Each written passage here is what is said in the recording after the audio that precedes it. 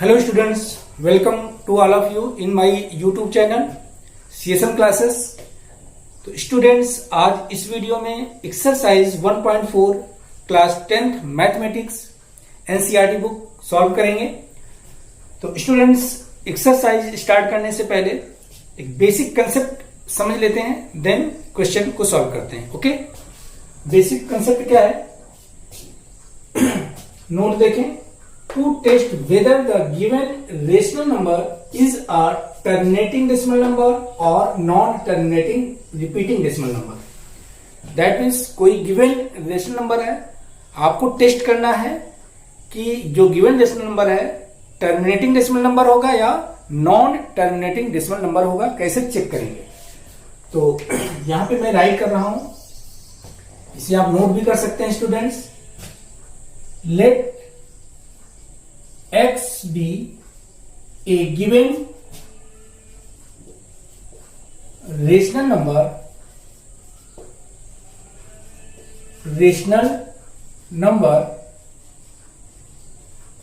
whose simplest form is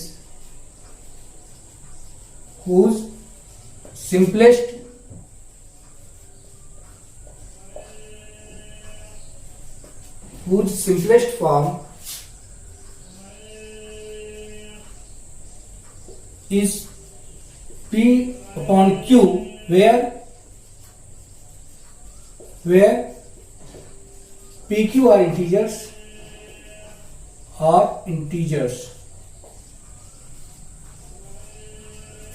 and q not is equal to 0. Okay, then देखिए, हमने consider कर लिया कोई रेशनल नंबर x है जिसका simplest form p upon q के फॉर्म में है। pq क्या है? इंटीजर्स हैं and q not equal to 0 first. Then x will be terminating decimal number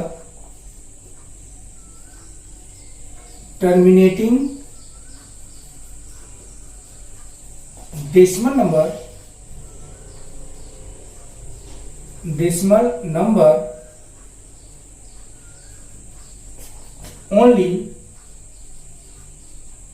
when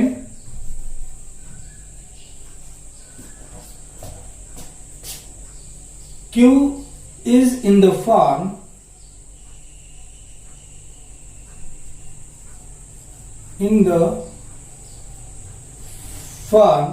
two raised to power m 5 raised to power n, where m n are non-negative, m n are whole number बोल सकते हैं, m n are whole number।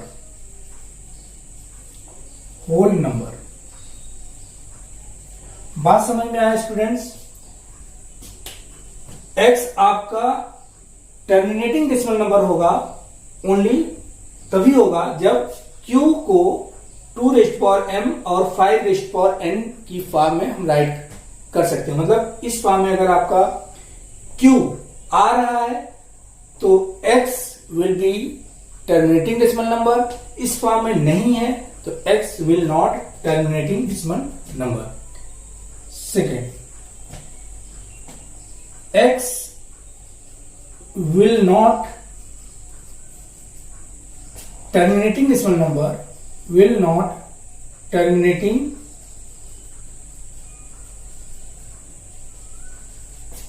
decimal number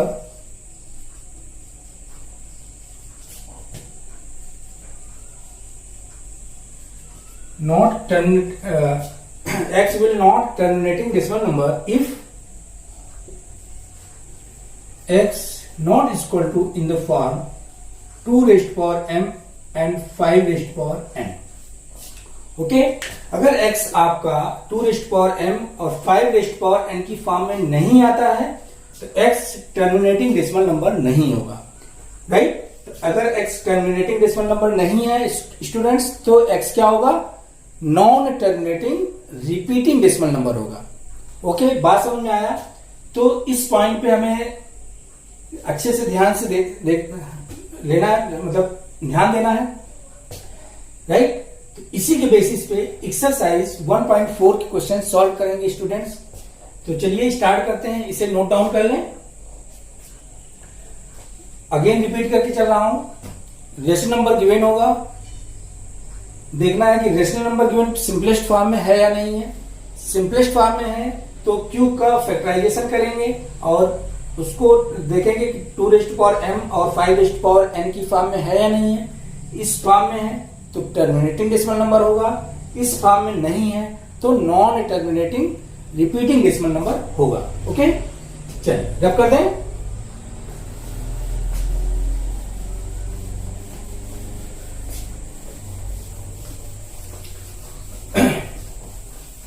okay students, question number 1 देखते हैं। Question number 1 आपका है, question number 1, 13 divided by 3125, 3125। इसमें एक बार read कर लेते हैं questions. Okay students, question number 1 given है आपका, without actually performing the long division state whether the following rational numbers will have a terminating decimal expansions or a non-terminating repeating decimal expansions। मतलब इसमें आपको actual division नहीं करना है, actual division किए बिना आपको ये बताना है कि ये टर्मिनेटिंग डेसिमल नंबर होगा या नॉन टर्मिनेटिंग डेसिमल नंबर होगा।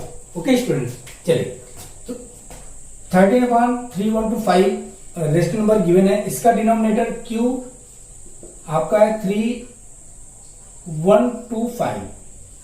ओके, इसको कन्वर्ट करते हैं, इसका फैक्टराइजेशन कर लेते हैं स्टूडेंट्स, राइट। तो 3125 का प्राइम फैक्टराइजेशन कर लीजिए, करना पड़ेगा। तो देखें, वंस पोजीशन 5 आ रहा है, 5 से डिवाइड हो जाएगा। 5 6 जा 30, 5 2 जा 10, 5 5 जा 25, 625 आ जाएगा। अगेन इसको 5 से डिवाइड करेंगे, 5 1 जा 5, 5 2 जा 10, 5 5 जा 25, अगेन 5 से डिवाइड हो जाएगा। 5 2 जा 10, 5 5 जा 25, 25 अगेन 5 से डिवाइड होगा।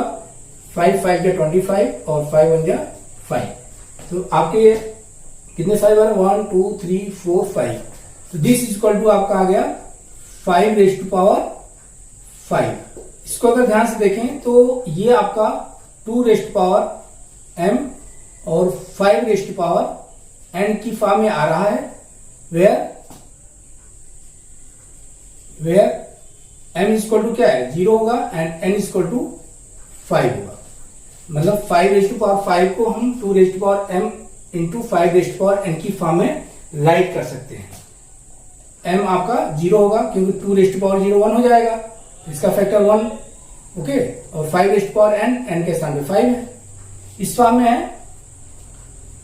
अब एक बात और चेक करना पड़ेगा स्टूडेंट्स, क्यू आपका 2^m और 5^n की फॉर्म में है, और न्यूमरेटर चेक कर लीजिए कि न्यूमरेटर जो 13 है इनमें से किसी नंबर से डिविजिबल तो नहीं है, और 5 फैक्टर आ रहा है ना, तो यहां पर बता दीजिए, since 13 is not have a factor of 5 है ना, on factors, not have a factor of 5, therefore 13 divided by 3125 is in simplest form,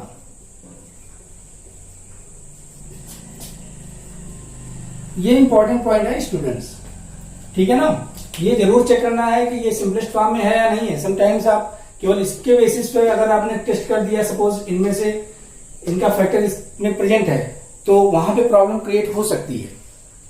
okay, is in the simplest form, therefore given rational number is rational number is terminating decimal number. Terminating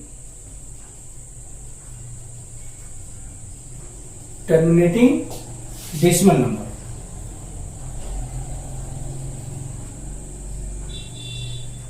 मैंने complete statement right कर दिया, आगे right नहीं करेंगे students, direct आपको बता के चलेंगे, आप राइट खुद कर लेंगे। तो सबसे पहले हमने क्या किया, डिनोमिनेटर का फैक्टराइजेशन किया, 5 आया। ये देख रहे हैं 2m और 5n की फॉर्म में है, तो ये आपका क्या टर्मिनेटिंग डेसिमल नंबर हो सकता है। तो हमें एक बात और चेक करनी है, ये चेक करना कि 13 5 से डिविजिबल है या नहीं है। तो देख रहे हैं कि 13 5 से डिविजिबल नहीं होगा, मतलब 13 5 का फैक्टर नहीं होगा, 5 का फैक्टर 13 में प्रेजेंट नहीं होगा। तो 13/3125 आपका सिंपलेस्ट फॉर्म में है, तो हम कह सकते हैं कि 13/3125 आपका क्या होगा, टर्मिनेटिंग डेसिमल नंबर होगा। ओके स्टूडेंट्स, इसे नोट डाउन कर लें, रख कर दें। सेकेंड पार्ट देखते हैं, मैं आपको इस शॉर्ट बताऊंगा। सेकेंड आपका पार्ट है क्या, 17 divided by 8। 17 divided by 8। Okay, यहां पे डिनोमिनेटर आपका क्यों 8 है, तो 8 को हम राइट कर सकते हैं 2⁻3। ओके, तो यहां पर देखें, ये आपका 2m 5n की फॉर्म में आपका आ गया, where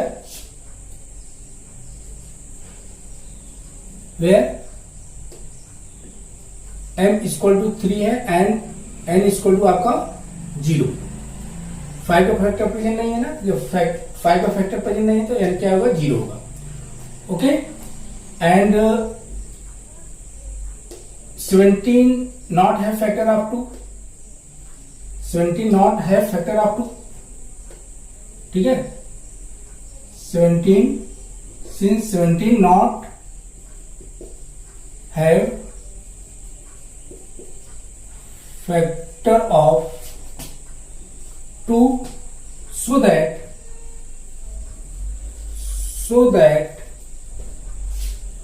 17/8 is in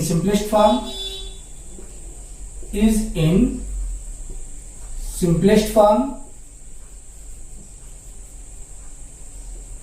okay, therefore 17/8 is a terminating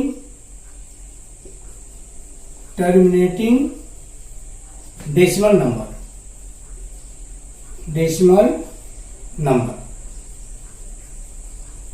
okay students, बात समझ में आया। तो इस तरह से आपको चेक करना है। 17/8 डिनोमिनेटर का फैक्टराइजेशन किया, 2⁻3 आएगा, 2⁻3 2m और 5n की फॉर्म में है, वेयर m इक्वल टू 3 है एंड n इक्वल टू 0 होगा। यहां से हमने देखा कि 17 नॉट है फैक्टर ऑफ 2, मतलब 17 2 से डिविजिबल नहीं है, सो दैट हम कह सकते हैं 17/8 आपका सिंपलेस्ट फॉर्म में है। अगर ये सिंपलेस्ट फॉर्म में है तो फाइनली हम क्या पाएंगे, 17/8 क्या है, आपका टर्मिनेटिंग डेसिमल नंबर होगा। ओके, क्यों होगा, रीजन ये है कि डिनोमिनेटर 2m और 5n की फॉर्म में है। नोट डाउन कर लें स्टूडेंट्स, रख कर दें। इसका थर्ड पार्ट चेक करते हैं। थर्ड पार्ट आपका क्या है, 64 divided by 455। 64 divided by 455। Okay, चलिए, तो यहां पे क्यू आपका क्या है, डिनोमिनेटर 455। इसका फैक्टराइजेशन कर लेते हैं। 455 का फैक्टराइजेशन करते हैं, तो यूनिट वंस पोजीशन पे 5 है, 5 से डिविजिबल होगा, 5 9 जा 45, 5 1 जा 5। ओके, अब 91 आपका 5 से डिवाइड नहीं होगा, ठीक है। तो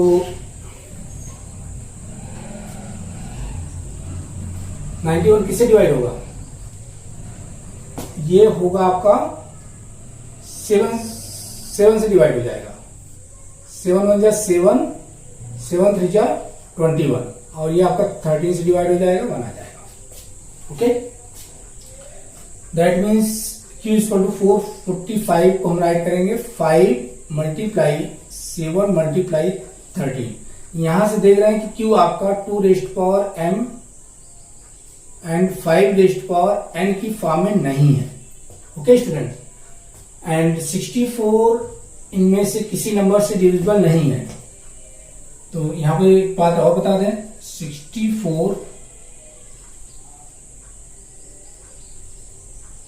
not have factor of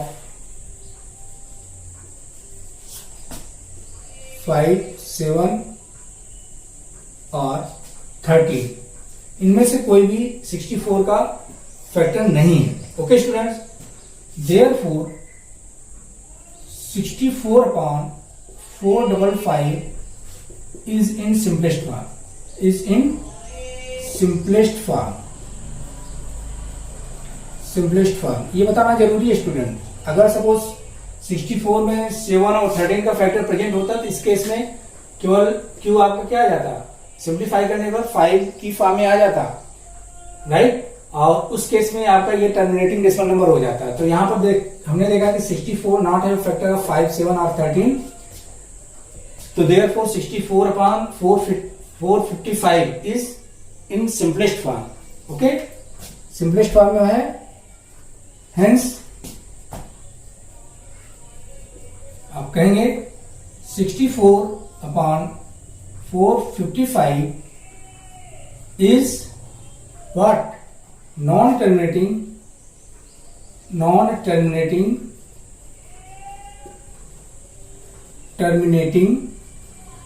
repeating decimal number, repeating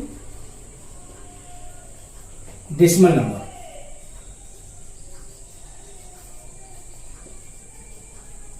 okay students, तो इसी तरह से सभी क्वेश्चन आपको इसके सभी पार्ट को सॉल्व करना है। ओके स्टूडेंट, समझ में कंसेप्ट आ गया किस तरह से कैसे सॉल्व करना है, कैसे टेस्ट करना है कि टर्मिनेटिंग होगा या नॉन टर्मिनेटिंग होगा। तो इसी तरह से रिमेनिंग पार्ट आप सॉल्व करें। तो thank you students, thank you for watching my this video. Share and subscribe students जरूर करें अगर आपको अच्छा वीडियो लगे तो। Thank you.